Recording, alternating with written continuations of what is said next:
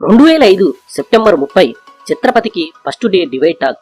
కానీ రాజమౌళి టీం మాత్రం చాలా కాన్ఫిడెంట్ గా ఉన్నారు. జనరల్ గా రాజమౌళి ఇండస్ట్రీ టాక్ ను పట్టించుకోరు. తనకు తెలిసిన సోర్సుల ద్వారా ఆడియన్స్ టాక్ తెలుసుకుంటారు. ఛత్రపతి స్లో పాయిజన్ లా ప్రేక్షకులకు ఎక్కుతుందని రూఢి అయిపోయింది. తన కోసం తాను బతికేవాడు మనిషి, నలుగురి కోసం బతికేవాడు ఛత్రపతి అనే బేసిక్ థీమ్ ప్రేక్షకులకు నచ్చేసింది. 54 కేంద్రాలలో 100 రోజులు ఆడింది. ప్రభాస్ ఇంట్రడక్షన్ సీన్ గా వచ్చే షార్క్ ఫైట్ గ్రాఫిక్స్ విషయంలోనే అందరికీ అసంతృప్తి. అది ఊహించని విధంగా రాలేదు. దాంతో రాజమౌళి దాన్ని మళ్లీ రీప్లే చేయించారు. చిరంజీవి ఈ సినిమా చూసి ఇంప్రెస్ అయ్యి రాజమౌళి ఇంటికి పిలిచి 3 గంటలు మాట్లాడారు. ఈ సినిమా తర్వాత భోగవల్లి ప్రసాద్ ను అందరూ ఛత్రపతి ప్రసాద్ అని పిలవడం మొదలుపెట్టారు. ప్రభాస్ రేంజ్ ఈ ఒక్క అడుగుతో కొత్త పుంతలు తొక్కడం మొదలు పెట్టింది. ఇక రాజమౌళి గురించి ఏం చెప్పాలి? ఒట్టేసి ఒక మాట, ఒట్టు వేయకుండా ఒక మాట చెప్పినా చెప్పకపోయినా ఇది రాజమౌళి సృష్టించిన వండర్. హాయ్ ఫ్రెండ్స్, ఇంతటి ఘన విజయం సాధించిన సినిమా గురించి తెలుసుకోవాలనుకుంటున్నారా? ఇంకెందుకు ఆలస్యం, వెల్కమ్ టు మై ఛానల్. కొందరు కలుసుకోవాలంటే కాలం వెంటనే అనుకూలించదు, ఏవేవో అవంతరాలు తెచ్చిపెడుతుంది. కానీ ఒకసారి కలవడమంటూ జరిగితే మాత్రం ఆ బంధం ఎప్పటికీ వేడనంత స్ట్రాంగ్ గా ఉంటుంది. ప్రభాస్ రాజమౌళి విషయము అంతే. ప్రభాస్ ఈశ్వర్ సినిమా చేస్తున్న టైంలో రాజమౌళి స్టూడెంట్ నెంబర్ 1 చేసి ఖాళీగా ఉన్నాడు. ప్రభాస్ తో సినిమా చేయాలని రాజమౌళి బలాట పడ్డాడు, కుదరలేదు. సింహాద్రి తర్వాత కూడా ట్రై చేశాడు, అప్పుడూ కుదరలేదు. ఈసారి మాత్రం రాజమౌళి బలంగా సంకల్పించుకున్నాడు. అటువైపు ప్రభాస్ కూడా అంతే. ఈసారి వీళ్ళ నాపే శక్తి లేనేలేదు. కీరవాణి ఫ్యామిలీకి భోగవల్లి ప్రసాద్ చాలా క్లోజ్. సినిమాలకు అతీతమైన బంధం వాళ్ళది. భోగవల్లి ప్రసాద్ ఏ సినిమా చేసినా దాదాపుగా కీరవాణి మ్యూజిక్ చేయాల్సిందే. తన ముందు ఎదిగిన రాజమౌళి ఇండస్ట్రీలో టాప్ డైరెక్ట్ కావడం చూసి భోగవల్లి ప్రసాద్ చాలా ఆనందపడిపోయారు. రాజమౌళితో సినిమా చేయాలని ముచ్చటపడ్డారాయన. రాజమౌళికి కూడా ఓకే, ఎంత బడ్జెట్ అయినా పర్లేదు అని చెప్పేశాడాయన. ఇంత స్వేచ్ఛ ఇస్తే ఎవరికైనా టెన్షనే. రాజమౌళి బరువైన బాధ్యతతో ప్రాజెక్ట్ కి రూపకల్పన చేస్తున్నాడు. ప్రభాస్ సినిమాలని వరుసపెట్టి చూస్తున్నాడు రాజమౌళి. ఏ హీరోతో సినిమా చేసినా అతను అంతకు ముందు చేసిన సినిమాలని చూసి పాత్రల తీరు, వాటిలో ఆడియన్స్ కి ఏం నచ్చాయనే విషయాలను రీసెర్చ్ చేయడం రాజమౌళికి అలవాటు. బి గోపాల్ దర్శకత్వంలో వచ్చిన అడవి రాముడులో బర్త్డే సీన్ లో ఆర్తి అగర్వాల్ తో ప్రభాస్, నీవిచ్చిన ఈ గిఫ్ట్ ను జీవితాంతం గుర్తు పెట్టుకుంటాను అని చెబుతాడు. అక్కడ ప్రభాస్ ఎక్స్ప్రెషన్స్ రాజమౌళికి చాలా నచ్చేసింది. చేస్తే ఇతనితో హై లెవెల్ ఎమోషనల్ సినిమా చేయాలని ఆ క్షణమే డిసైడ్ అయిపోయాడు రాజమౌళి. నాన్న విజేంద్ర ప్రసాద్ తో కూర్చున్నాడు రాజమౌళి. ఇద్దరి మధ్య డిస్కషన్. ఈ 10 ఏళ్లలో తల్లి కొడుకుల సెంటిమెంట్ తో సినిమా రాలేదు. ఆ ప్యాటర్న్ లో మంచి కథ కావాలి నాన్న అని అడిగాడు రాజమౌళి. ఆయనకు వెంటనే ఛత్రపతి సబ్జెక్టు గుర్తొచ్చింది. దానికో ఫ్లాష్ బ్యాక్ ఉంది. 1988లో ఓ రాత్రిపూట Vijendra Prasad video player on చేశారు. ఓ VHS క్యాసెట్ ప్లే చేశారు. స్కోర్ పేస్ అనే హాలీవుడ్ సినిమా అది. సౌండ్ సరిగ్గా రావడం లేదు. సరిగ్గా అర్థం కాకపోయినా అందులోని సెంటిమెంట్ ఆయన్ను కదిలించింది. అప్పటికప్పుడు ఓ స్టోరీ ఐడియా స్ఫురణకొచ్చింది. గాఢ నిద్రలో ఉన్న భార్యను లేపి ఉత్సాహంగా ఆ కథ మొత్తం చెప్పేసి తర్వాత ప్రశాంతంగా నిద్రపోయారాయన. ఆవిడ మాత్రం నిద్రపోలేదు. ఆ కథలోని సెంటిమెంట్ కి ఆవిడకు ఏడుపాగలేదు. ఇదే కథను తర్వాత ఆఫీసులో డిస్కస్ చేస్తుంటే పద్మాలయ సంస్థలో డైరెక్షన్ డిపార్ట్మెంట్ లో పనిచేసే గోపి విన్నాడు. ఏం కథండి బాబు, ఛత్రపతి అని టైటిల్ పెట్టండి, అదిరిపోతుంది అన్నాడు.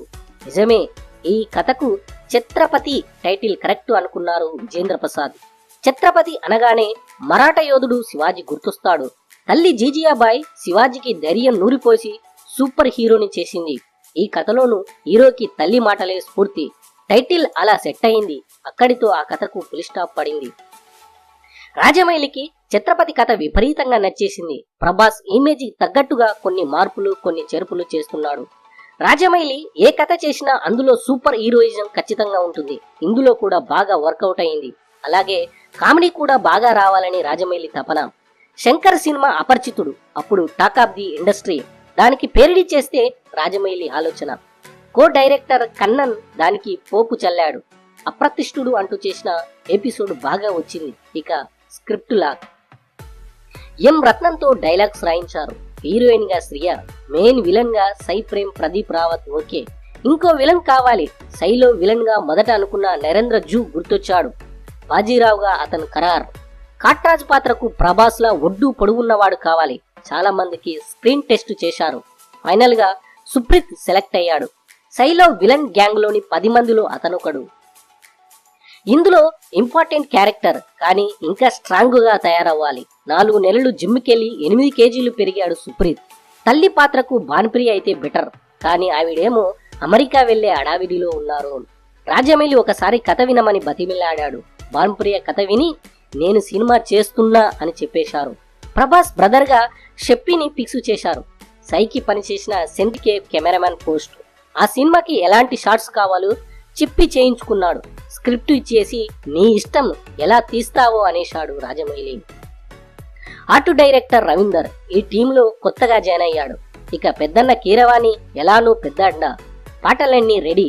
ఏ వచ్చి బి పై వాలే, బి వచ్చి ఏ పై వాలే అనే పాటను బాలీవుడ్ సింగర్ అద్నాన్ స్వామితో పాడించాలనుకున్నారు. దానికి తగ్గట్టు పాట శృతిని అడ్జస్ట్ చేశారు. ఆ టైంకి అద్నాన్ ప్యారిన్ లో ఉండడంతో కీరవాణి తన వాయిస్ తో ట్రాక్ చేశారు. చివరకు ఇదే బాగుందని ఉంచేశారు. అగ్నిస్కలన సందిగ్ధరపు వర్గ ప్రళయ రథ ఛత్రపతి పాటను కీరవాణి తండ్రి శివశక్తి దత్త రాశారు. వైజాగ్ సముద్రం. భారీ క్రేన్ తో ప్రభాస్ ని సముద్రం మధ్యలో వేలాడదీశారు. ఇది first day first scene. Bhogavalli Prasad కైతే ఒకటే కంగారు. ప్రభాస్ రాజమౌళి మాత్రం చాలా కూల్ గా పనిచేసుకుంటూ వెళ్లిపోతున్నారు. వైజాగ్ పోర్టులో ఏరియాలోనే శరణార్థుల కాలనీ సెట్ వేశారు. అక్కడే మేజర్ పోర్షన్ తీసేశారు. వెటరన్స్ హాలీవుడ్ స్టాండర్డ్ లో యాక్షన్ సీన్ డిజైన్ చేశాడు. కష్టమంతా కెమెరామెన్ సెంథిల్ దేవ్. రాజమౌళి తనపై ఉంచిన నమ్మకాన్ని నిలబెట్టుకోవాలి, అందుకే కష్టపడుతున్నాడు. భారీ యాక్షన్ ఎపిసోడ్స్ ఉన్న సాఫ్ట్ లుక్ రావడానికి ట్రై చేస్తున్నాడు. అందుకే బ్రౌన్ టింట్ అప్లై చేశాడు. రెగ్యులర్ కమర్షియల్ సినిమాలకు వాడే కెమెరా టెక్నిక్ యూజ్ చేయలేదు. సిప్లింగ్ అలో అనే హాలీవుడ్ సినిమాలో వాడిన సాఫ్ట్ బాక్స్ టెక్నిక్ ని ఓ ఫైట్ సీక్వెన్స్ లో ఉపయోగించారు. వీడియో మేకింగ్ లో వాడే సాఫ్ట్ బాక్సులను తెప్పించి వాటిని ఆన్ చేశారు. 40 అడుగుల ఐరన్ ఫ్రేమ్ కి లైట్స్ బిగించారు. బెలూన్ లైట్స్ ని పెద్ద క్రేన్ సాయంతో 100 అడుగుల ఎత్తులో ఉంచి వాటిని షాటిన్ క్లాత్ తో కవర్ చేశారు. ఆ లైటింగ్ లో ఆ ఫైట్ సీక్వెన్స్ తీశారు. ఏ వచ్చి బి పై వాళ్ళే కొంత పోర్షన్ లైట్ బ్యాక్గ్రౌండ్ లో తీశారు. హీరో హీరోయిన్స్ డాన్సర్లు కాస్ట్యూమ్స్ కూడా light colour. Choreographer Lawrence background మారుద్దామన్నారు. సెంథిల్ మాత్రం కొత్తగా ఉంటుందని చెప్పారు. నిజంగానే పాట కొత్తగా వచ్చింది. భోగవల్లి ప్రసాద్ రోజు హ్యాపీగా లొకేషన్ కు వస్తున్నారు. అసలు టెన్షన్ రాజమౌళిది. చెప్పిన బడ్జెట్ దాటకూడదు, అందుకే ప్రతి వారం బడ్జెట్ ఫిగర్స్ అన్ని చూస్తుండేవాడు. ఎక్కడ పెరగడానికి వీల్లేదు, అలాగని ఎక్కడ తగ్గకూడదు. అంత పర్ఫెక్ట్ ప్లానింగ్. ప్రీ ప్రొడక్షన్ 4 నెలలు, ప్రొడక్షన్ కు 7 నెలలు, పోస్ట్ ప్రొడక్షన్ కు 1 నెల, అంతా అనుకున్నట్టే జరుగుతుంది. వైజాగ్, హైదరాబాద్, మైసూరులో ఒక పాట, నెల్లూరులో క్లైమాక్స్ దిగ్విజయంగా షూటింగ్ పూర్తయింది. 1.6 లక్షల అడుగుల ఫుటేజ్ వచ్చింది. దాన్ని 15,000 అడుగులకు ఫైనల్ కట్ చేశారు. కాస్త వల్గర్ గా ఉందని వేణుమాధవ్ కామెడీ బీట్ ఒకదాన్ని తీసేశారు. నెరేషన్ కు అడ్డుపడుతుందని కోట శ్రీనివాసరావు బాత్ టబ్ సీన్ ను తీసేశారు. చెప్పిది పెక్యులియర్ వాయిస్, అందుకే ఎవరితోనైనా డబ్బింగ్ చెప్పించాలనుకున్నారు. కానీ ఆ క్యారెక్టర్ కి ఆరిదమే కరెక్ట్ గా అనిపించి చెప్పితోనే చెప్పించారు. ఫైనల్ వర్షన్ కీరవాణి చేతిలో పెట్టారు. ఆయన ఈ సినిమా మూడుని ఎలివేట్ చేస్తూ అద్భుతమైన బ్యాక్గ్రౌండ్ స్కోర్ ఇచ్చారు. అవుట్పుట్ అదిరిపోయింది. సినిమా లేవలే మారిపోయింది. ఎంత కంట్రోల్ చేసినా బడ్జెట్ 12.5 కోట్లు అయింది. అయినా సినిమా మీద నమ్మకంతో భోగవల్లి ప్రసాద్ సొంతంగా రిలీజ్ చేయడానికి సిద్ధమయ్యారు. కానీ మంచి ఆఫర్లు రావడంతో 2 ఏరియాలు ఉంచుకొని మిగతావన్నీ అమ్మేశారు. హాయ్ ఫ్రెండ్స్, ఇది ఛత్రపతి మూవీ గురించి. Bye friends.